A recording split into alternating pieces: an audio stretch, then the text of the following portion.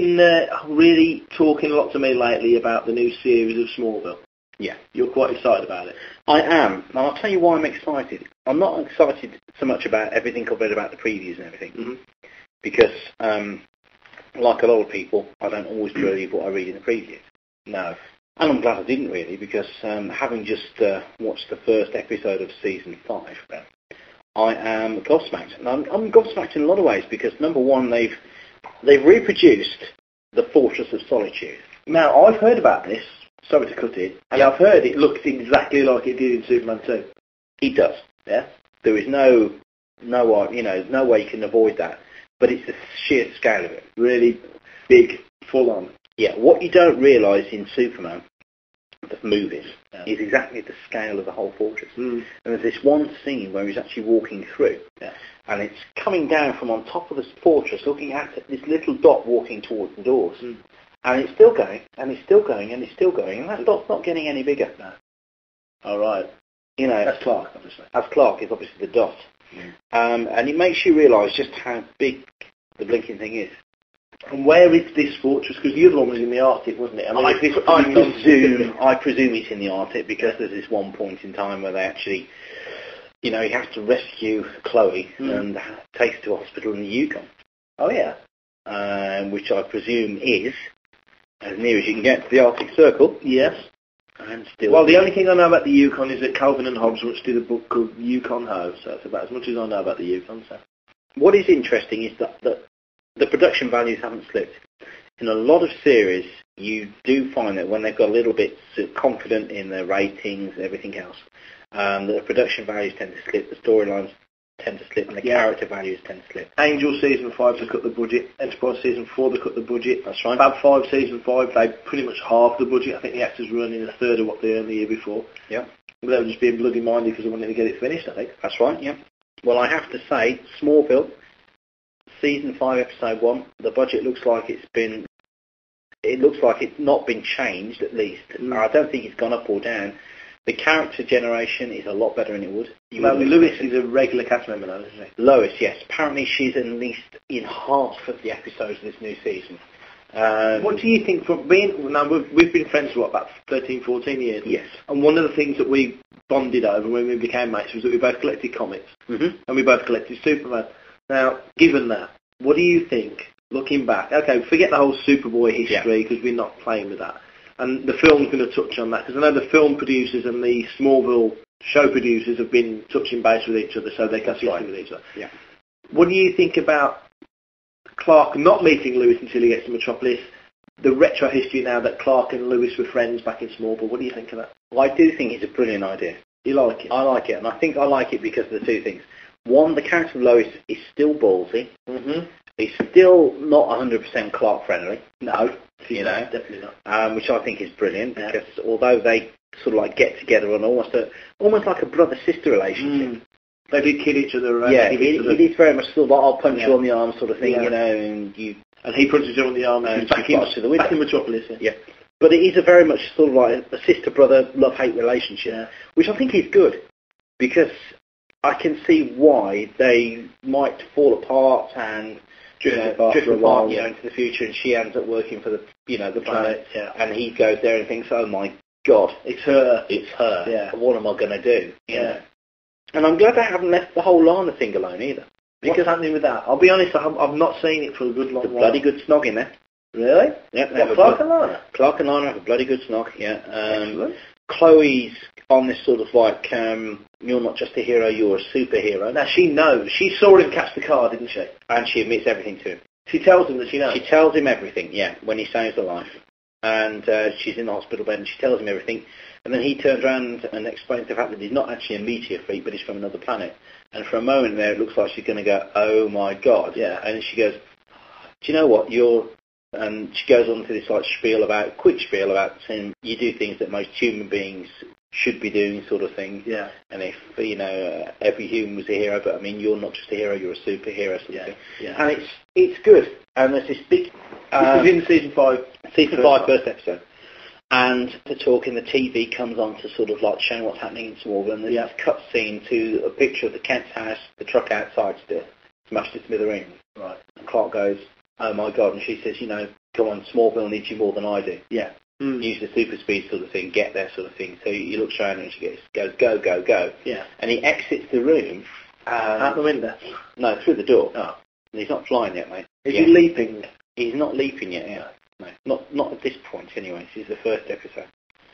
Basically, he zooms out, and as he zooms out, obviously, he creates a little bit of a vacuum, and the drink moves across on her table. Yeah. And she grabs it, and she sort of goes, woo! And you can see this big grin on her face. It's like, he knows that I know, and we can share this now. Yeah. It's like fantastic. Yeah. The pressure's off, you know.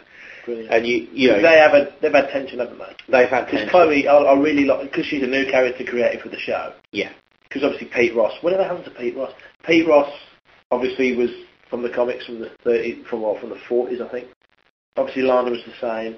That's right. Myron Parkent, you know, Lewis, but Chloe, great creation. Great creation. I think what Chloe's done is she's filling in sort of like the Lana Lang bit that Lana can't do. Yeah. You know what I mean? Yeah, because she's just too self-involved, isn't she now? The original Lana in the comics I like Lana in the comics because she was a farm girl, like Clark was a farm boy. That's why Clark and Luke Skywalker always sort of remind me of each other. Lana was a farm girl, and she led a simple life, and in the comics her and Pete got married, and Pete was a politician. You know, she knew about Clark, and that was all given, and they were childhood sweethearts, and everything that went with that. Mm-hmm. And there was also the sort of, I got the impression, the vague hint that possibly they were each other's first, but I don't know. That's just the impression I got, because they were so friendly and comfortable with each other, and they were more than brother and sister comfortable, but there was more to it than that. You know, I think Clark came for Clark, the three main women in his life, in the comics anyway, were Lois, Lana, and Laurie Lamaris. Remember her, the mermaid? Yeah. And sadly they all begin without. Yes. And it's nice to have someone beginning with C. Isn't it? Absolutely. So anyway, but Chloe is fantastic. I think she's a great actress, and she's damn hot, but that's irrelevant. Oh, I don't care. She's fit. Yeah, she's fit. Really fit. Very fit. Not suitable for a live radio show that's being recorded. Or Alison Mack's husband. Or Alison Mack's husband, yes. Who might suddenly decide to fly across the Atlantic. Clark can do it. Clark can do it. Apparently. Yeah. Not yet he can't. No. Not apparently till season 7. Ah, yeah. Now, didn't they say when that? I remember reading an interview way back when they said the final shot of Smallville, season 7, because every show wants to go 7 years. Season 7 will be Clark rip the shirt open, there's a Superman shield, and he'll go flying off. Yeah, I think it's going to be before then. You reckon? I hope so. But I think there's going to be trouble is with the movie coming out, there's conflict of interest. So many people wanted Tom Welling to be the big screen Superman, and I've got to say, I agree. He's not physically big enough. He's a tall guy, yeah, and he's in great shape. I'm not knocking him, but he's, you know, Supes has got some meat on him, and Tom Welling hasn't. But he could clearly. The new guy that's playing Supes, he hasn't got as much meat on him. No, he hasn't. Not even as much as Tom Welling. No, I've got to be honest. Yeah. I mean, Tom could have bulked up, and they could have put a muscle suit on him. No, he could have bulked up. You know. I mean, he's older than you think. Tom Welling's 27. And one thing that gets me about Superman, Smallville rather, they're not advancing the years. The characters are still 17, aren't they? They're not older, are they? Or did I misread that? I watched an episode and it was season 4, and it was like they were still in the same year at school. It was like no time had passed, and yet with 4 years. They're about to hit university. This right. is the university year, so I think this is like when they go 18. I think the whole of this 4 series only actually covers about 2.5 years. Yeah, that sounds about right. Yeah, it's roughly about 6 months a series with a couple of gaps in between. That's similar. You know, you always watch a TV show and you assume a season is a year, and I always thought that's something that they should have done with Enterprise, especially when Enterprise started in what was the year 2151 or something. Yeah, and they were working their way towards the Federation, which was like 10, 12 years later. Mm-hmm. Yeah, 2163. Yeah. Federation Day. So, why does a 7-year... Oh, okay, it never went 7 years. But why does a 7-year show have to cover 7 years of time? Why couldn't it? Doesn't. Why doesn't a 7-year show could cover 12 years of time? It doesn't. Yeah. It doesn't matter. It doesn't matter at all. No, and I think that's the sad thing people forget is that we don't necessarily want to see them year on year, or even month on month. I mean, Alias did that fantastic trick when they missed a complete year out, didn't they? When Sydney went missing. You know, when she came back, it was like a year late. The Dead Zone, again, plot device. That did the same, so he can do it. I think it's got to be done. I mean, there are certain points in time where there is sort of like months of gaps between episodes. You can tell because they mention it. You know. And but the same token with movies, I mean, you look at, okay, slightly on the Star Trek track, the original series, 5-year mission. Yep. You get 3 seasons of the original Star Trek. You've got another 2 years, which you could sort of say the animated series covers that up. 2 years after the end of the 5-year mission is Star Trek the Motion Picture. Yeah. 10 years after that is Star Trek 2. There's 10 years between the motion picture and Star Trek 2, right, in Star Trek time. 3 years in real life. But Star Trek 2, 3 and 4 completely follow on from each other. The end of Star Trek 2 is the start of Star Trek 3, and the end of Star Trek 3 is the start of Star Trek 4. So those 3 films probably cover, I don't know, let's say 4 months. Yeah. In conservative estimate, you'd say 4 months. Yeah, I mean, there's no real timeline, guess, on it, but 4 months. Yeah, but in real life, that was 4 years. And then you move on to Star Trek 5, which is another, I think there's another 5 years on there. Star Trek 6 was another couple of years on from that. Yeah, which is just when they're reaching retirement age, and you finally think, God, these guys are playing characters that are very near to their own age. Precisely. You know, I mean, the only time I can think a character's ever played anyone that's actually older than himself is Picard. Yeah, that's right, yeah. Picard's 10 years older than Patrick Stewart. Patrick Stewart, yeah. Again, Patrick Stewart, one of my favourite actors. Whatever he plays. Yeah. I even like him doing the voiceovers for that British Airways advert. Yes, that's true. It makes me want to fly British Airways just because he did the voiceover. Yeah. And having met the guy, he's got a firm handshake, I'll give him that. Has he? Yep. Yeah, but again, it's one of these things. Where does your time start? Where does your time finish? I think with Superman, the thing they can do, especially with the series, the Smallville series. Yeah. Now, I've heard Superman the film finishes somewhat after the 4th movie. It's continuing along the same sort of timeline. Yeah. From what I gather from what Bryan Singer has said is that it's a sequel to Superman 1 and 2. Yeah. Most people think that Superman 3 was alright. Richard Pryor was okay. Robert Vaughn, okay. Pamela Stevenson was just filthy gorgeous. But the rest of the film was pants. And Superman 4 was just appalling. Superman 4 just wipe it out. Superman 4 was on a par with Jaws the Revenge. It was just blooming awful. So let's forget those. Or Rocky 5. I don't know. I thought Rocky 5 was alright actually, especially the fight at the end. A fight in a Rocky film, that can't be right. Yeah. It's going to be interesting to see what they do with Smallville. Yeah. How they play it out. I think they've only got one choice. I think that considering the movies coming out, I think all we can see now is a rapid development in Clark's powers. Let's face it. In the show? Yeah. In the show. I think this story with Jor-El and the development of, like, you know, the Fortress of Solitude and everything like that. It happened in the first movie. Is Terence Stamp still doing the voice of Jor-El? He certainly is. Good. Yeah. Yes. Basically, again, it's one of these things where you've got the original movie, walks into the fortress, you don't know how many years pass, but he walks out as, you know, walks in as one character, walks out as another actor. Right, yeah. Which slightly going back to our source material, Superman the movie. Yeah. You don't see Christopher Reeve for a good 40 minutes. That's right. You look at all your great movies and your hero's not in it until halfway through. Han Solo's not in Star Wars until 40 minutes in. Luke Skywalker's not in Star Wars until about 15, 20 minutes in.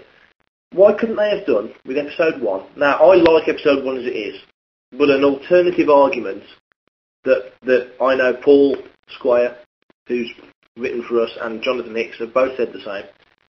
Star Wars Episode 1 should have had the first 40 minutes with Jake Lloyd as Anakin Skywalker, and then they should have done a Superman the movie and moved it forward, and then had Hayden Christensen come on board as Anakin, you know, and had Episode 1 basically be Episode 2, bits of Episode 1 and Episode 2, and then Episode 2 would have been The Clone Wars, Episode 3 would have been Revenge of the Sith. Now, personally, I think now I've seen all 6 films, and I'm increasingly into Episode 1, because I got Episode 2 and Episode 3 straight away, but Episode 1 didn't. Episode 1 is still growing on me after 6 years. I dig that film so much because of it. Yeah. I think Episode 1, we've said it, we might have even said it whilst we've been recording. Yeah. Episode 1 is easily as important as any of the other Star Wars movies. Yes. Love it or hate it, there's bits that people don't like. I'd rather Anakin didn't go yippee all the time. I'd rather Jar Jar Binks didn't step in Bantha Poodoo all the time.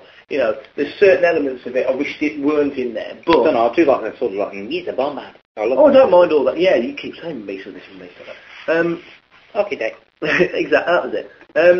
You know, and I can just about put up with that, what was that, EOP, letting one go. You know, fart jokes in Star Wars. Okay, we've had burp jokes in Star Wars, so why not fart jokes?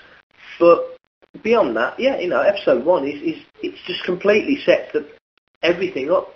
Reading that Journal of the Wills again, when they're talking about how Palpatine controlled the engines of commerce, is basically saying he controlled the commercial aspects. And then you look at episode 1, and it's the Trade Federation. It's everything that happens in episode 1. Anybody who slagged up episode 1 really clearly hasn't very closely read the first 2 pages of the 4th saga of the Journal of the Wills, which is the beginning of the episode 1 novel, which came out in 1976, for God's sake. It's all there, you know. So criticism, I don't know, I think, well, you know, you've known what's been coming since 1976. If you weren't born then, don't blame me. No, absolutely. I think in that respect, you know, Lucas has kept to his guns. Big time. He developed things the way he wanted to develop them. Mm-hmm. Okay. Again, like the Indiana Jones film. Yeah. The new one, you know, we got Harrison Ford on board. Yeah. Both him and Spielberg loved the script, and then Lucas said, well, not good, he said it's not good enough. Yeah. And then, you know, it's like, why? Well, I think we're rushing it. I think we've got to do it properly. I think if you're going to do something like that, and it's going to be the final exit of Indiana Jones, you've got to go out with a bloody big bang. That film has got to absolutely rule next summer. I mean, it will. I'm not saying it'll be the biggest film of the year, but I would be surprised if it wasn't one of the best films of the year. Empire now saying 2007. Are they? Mm-hmm. They need to worry up because Harrison's sort of 60. What is he? 65 next birthday. Yeah, they reckon next birthday he'll be drawing his pension and that'll be when they start filming. The thing is, he don't look 65, does he? No. I can't believe that. Yeah, and the bloke's quite capable of doing the workout if he wants to. He said that, he said do all his own stunts. Which is great. I mean, you've only got to look at someone like, Sean Connery. Well, in the league, I mean, he was kicking ass and taking names and that. Absolutely, and, you know, I have to say, you know, he pulled that film off. A lot of people slag that film. I like it. But I have to say it was one of the best action films I've ever seen. Yeah, another film a lot of people slag off as well, Van Helsing. I enjoyed that. I saw it twice in a day. I saw it with you and I'd seen it on the morning before. I saw that film again. It was one of those films that I went into it with trepidation, considering the amount of, you know, bad press it got. I went through that movie and I thoroughly enjoyed it. Me too. Because there's a little bit of in-depth plot there. There's a little bit of background.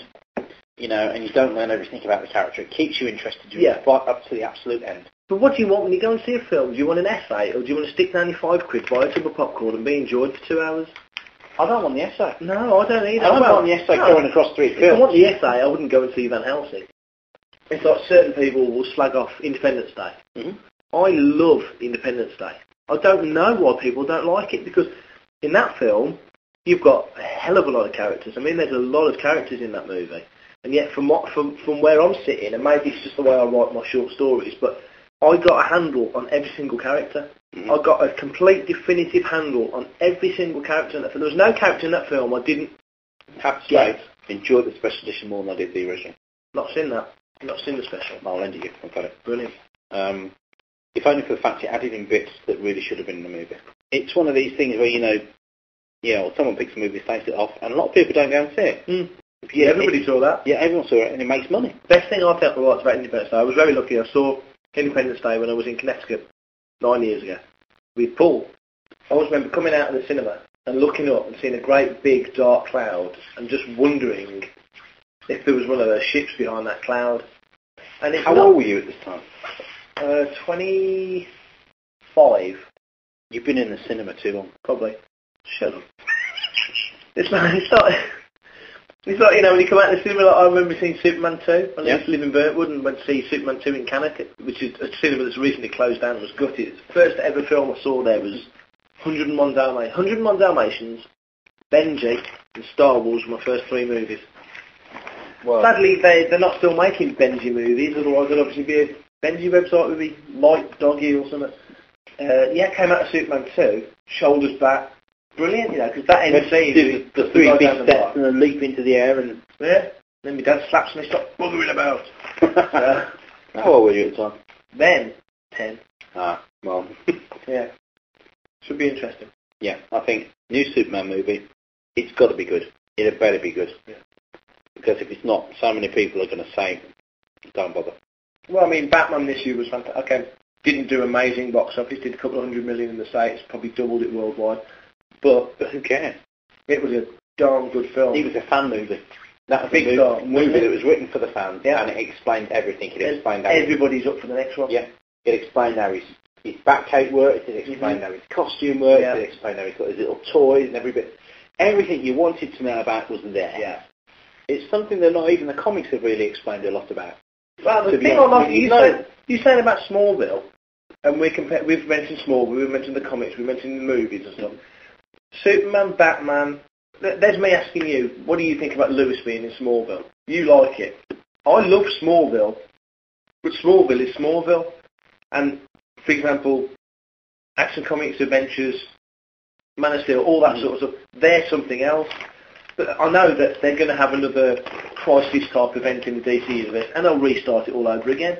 You've got your animated, it's like Batman. You've got your Dark Knight stuff, you've got your movies, and you've got Batman Adventures or Batman and Robin, your animated stuff, and they all basically ran parallel timelines that you can't really put together. It's 3 different takes on one source material, which I've got time for, because when we did Lightsaber, when I was doing the original chronology, when we were going to do the Setnin guide, when it was just a role-play thing, I've told Paul this, and Paul Squire had a lot of problems with it, because I basically had to take 3 timelines and cherry-pick the best bits and make it all work. Yeah. And it does now. The timeline is what the timeline is, but for a long time, we've got 3 different role-play timelines, because we've gone back to ground zero, effectively, to coin a phrase, and started again with the stories from scratch.